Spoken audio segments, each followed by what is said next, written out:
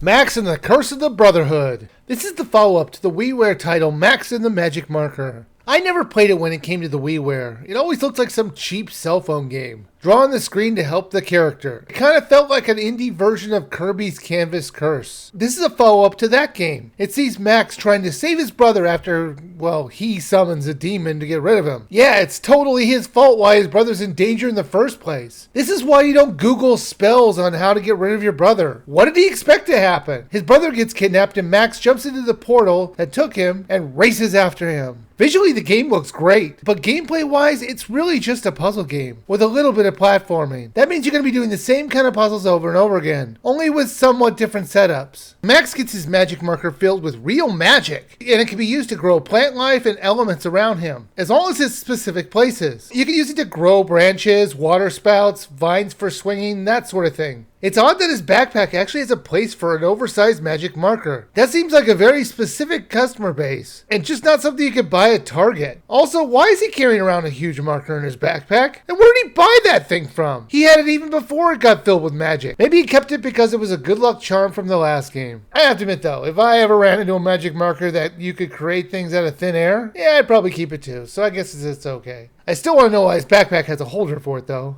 At times it feels like a puzzle game that you just move from location to location. It does try to wrap itself in a platforming gameplay, but that always seems so hollow. So if you're thinking this is going to be another Rayman type game due to the visual style, you're going to be sorely mistaken. It's fairly difficult. Sometimes the challenge is using the different powers in the correct order. They give you a lot of save points, so you don't really have to worry about dying too much since you're pretty much going to continue right where you left off, most of the time. There is some replayability if you want to find all the eyes that are in the levels. These eyes are like cameras that the bad guy can see you with. So if you care if he sees you or not, rip them out. They have their own little animation when they die. It's the same animation, but at least they changed the place it's done in. It's just one of the small little things that I appreciated. Max and the Curse of the Brotherhood was not a bad game, just more of an average one. It's a very pretty puzzle game. The problem is that the areas that you have to visit, with some exceptions, were kind of generic. The game is about 6 to 10 hours, depending on if you're going to rip out those eye cameras or not. If you're going to buy this game, I would say wait for it to go on sale. And I say buy it digitally. It's $30 right now physically and $15 digitally, but I wait for it to come down to about $10. If you're in the mood for a challenging puzzle game wrapped in what looks like a platformer, it's not a bad game. Just wait for it to go on sale.